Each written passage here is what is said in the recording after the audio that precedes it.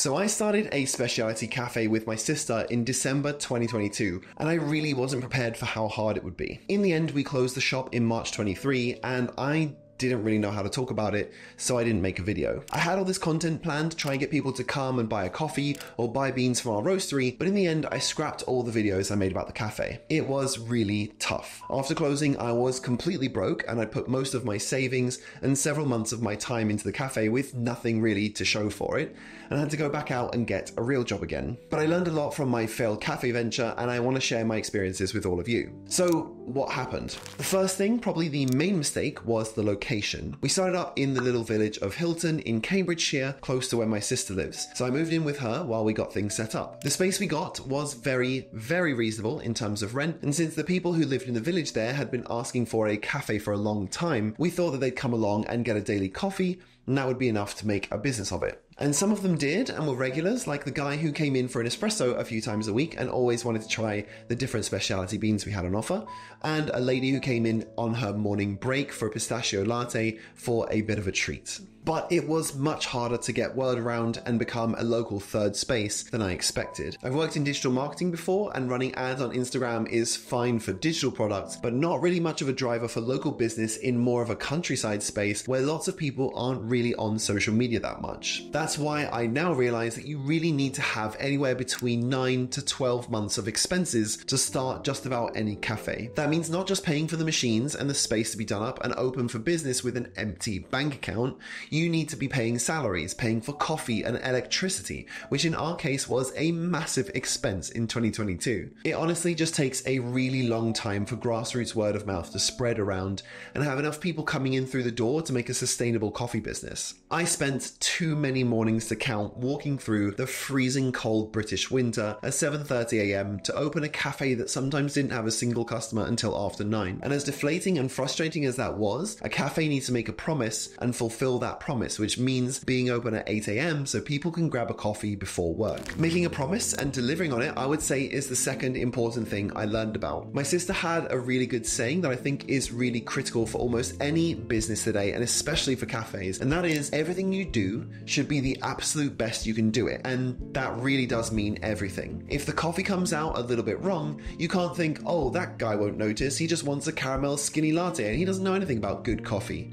Your promise is you showing up to do the best you can do, and that means if you didn't distribute right and the coffee comes out looking like crap, you gotta remake the drink. When you're already not making any money, it can be hard to cut your margins even more by throwing away an espresso shot, but it will cost you a lot more if you don't, because a certain number of people will realize that you don't really care about your promise. I think we honestly did our best, and I made every drink the best I possibly could, but again, bootstrapping a cafe business like this is really hard. We really couldn't afford the higher end espresso machines and grinders that are good enough to make an amazing coffee all day, every day. And also the work on the interior to give people a sense that they're in a specialty coffee shop. If you've been into specialty coffee for a while, you know what it feels like to walk into a proper cafe space. I can usually tell just by looking at the photos of a coffee spot on Google Maps whether or not the coffee is good, or when I look at the machines they have, or how proudly they display the kinds of coffee they use. Ours wasn't a particularly fancy space, we just didn't have the money for that, but we did have great coffee and spent more money than we could really afford at this stage in the business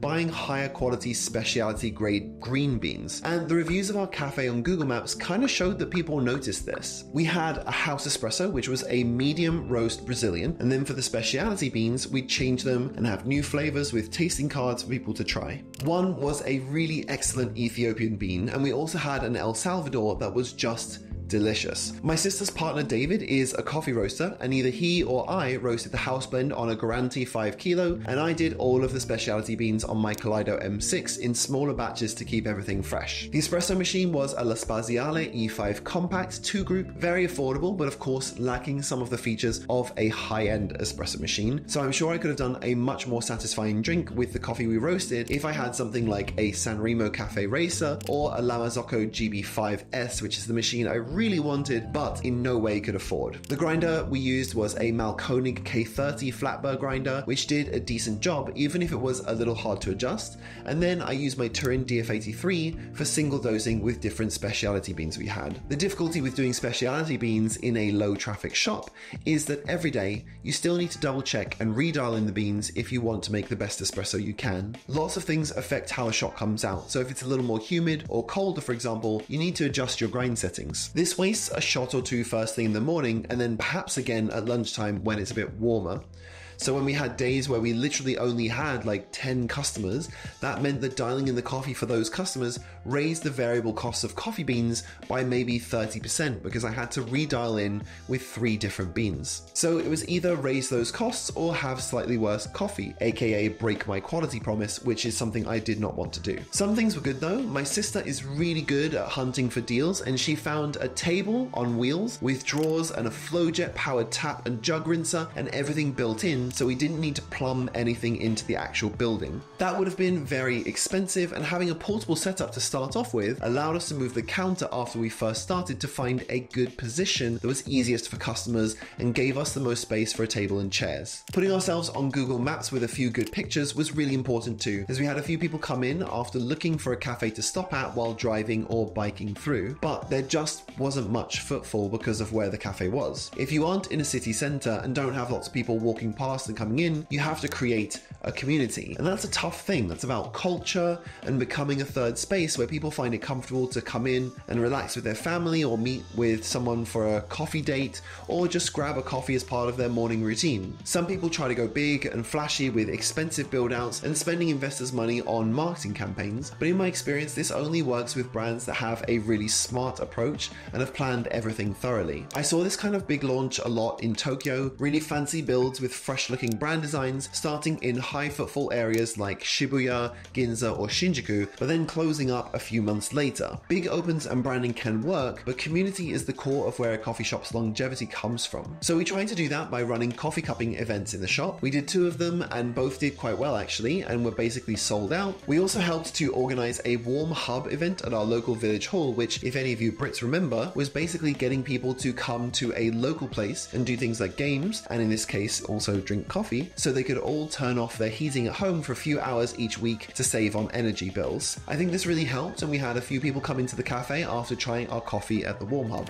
But winter really made getting the community involved very hard. We just took too long to open. I moved home in September and we set to work plastering the walls, painting, redoing the lights, finding a coffee machine and a bar setup, and we did almost all of this ourselves to save money because we had a pretty tight budget. And we also had some fun doing it as well. But I think if we just paid someone to do it and opened in the start of October before it got too cold, we might have built up more of a community before winter set in. We opened in mid-December when it wasn't only freezing cold, but we also had a massive energy crisis in the UK with heating bills going through the roof. The cafe itself also wasn't that warm. The walls were thin and the only heating we had was a small electric heater, which I would have my hands on for half the day to keep them warm so they didn't snap off every time I'd pulled a shot. I actually got the dreaded barista wrist, which is kind of like carpal tunnel from locking in the portafilter too hard in the cold every day. And I don't know if you've ever had barista wrist before, but it's pretty painful, it really sucks, and it affected me for about 8 months afterwards. Obviously, with the weather being so grim, and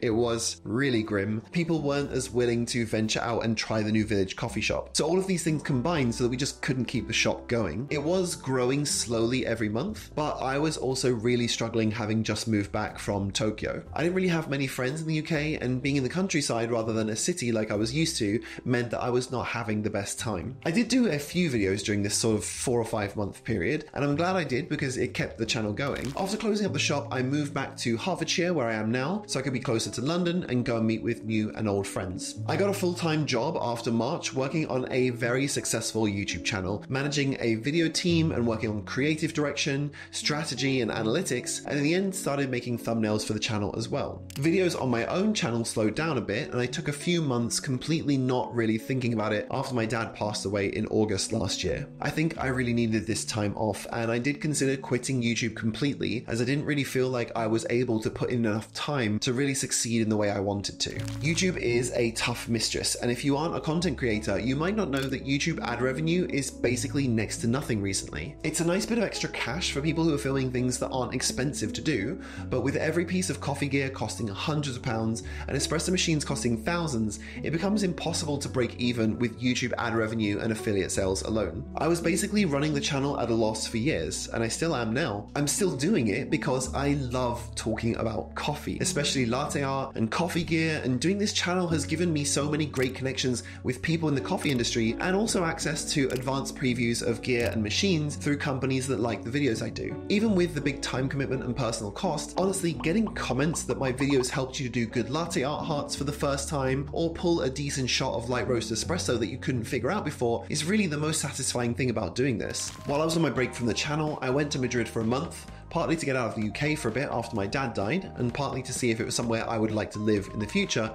and also to take some Latin dance classes, which is one of my hobbies. While I was out there, I met Koke on Instagram. He's at Don't Channel Me Baby, and we met for coffee, and I went to see his incredible coffee setup at his place. This is by far the most extravagant home espresso setup I've ever seen, and we were dialing in delicious coffees, using different techniques and tools, and talking with him and his friend Ruman, who owns Dubov Coffee in Madrid, honestly made me really excited about coffee again. So after coming back to the UK, I started making videos. I started thinking about what I could do differently for the coffee channel and get more into the deeper science of making coffee and the machines and gear that are changing so rapidly these days. Then I went to Host Milan in October and met some very cool people in the industry who know so much more than I ever dreamed possible about coffee.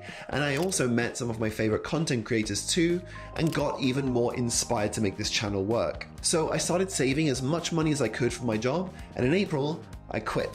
Since then, I've been working on making a product, something real and tangible that I'd want to buy for myself or other friends who are into espresso. And that product is a journal for espresso lovers based on something I've been using for years to keep track of my grinder settings, temperatures, doses, and my favorite coffee beans. It's going to be called the Brew Ledger, and it's a little book for espresso lovers. I'm not quite ready to show it yet, as I don't actually have a physical book. I'll be getting the first run of a few hundred books from the printers in the coming weeks, and I'll be doing crowdfunding very soon to sell the first editions and order more copies if the book proves to be popular. If you're interested in getting one of these books when they're available and supporting the continued growth of this channel, go to my website homecafebycharlie.com and sign up to my mailing list to be in the first group to hear about it. And follow me on Instagram at homecafecharlie, where I'll be posting some stories about everything it took to put this book together over the past few months. If you have any questions about my cafe or advice for your cafe if you're thinking to start one, or any thoughts about YouTube or the Brew Ledger, feel free to stick them in the comments below. Thanks so much for watching, you wonderfully overcaffeinated people, and I'll see you on the next one.